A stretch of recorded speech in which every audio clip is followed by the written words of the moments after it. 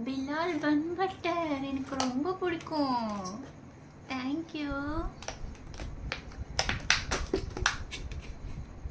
Hi friends, நீங்கள் bun butter சாப்பிட்ருக்கீங்களா? பிலாலோடது.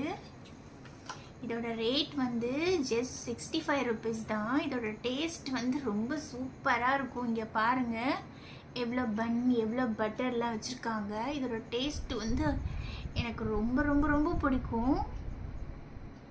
எனக்காக வாங்கிட்டு வந்திருக்காரு. நான் இப்போ சாப்பிட போகிறேன்.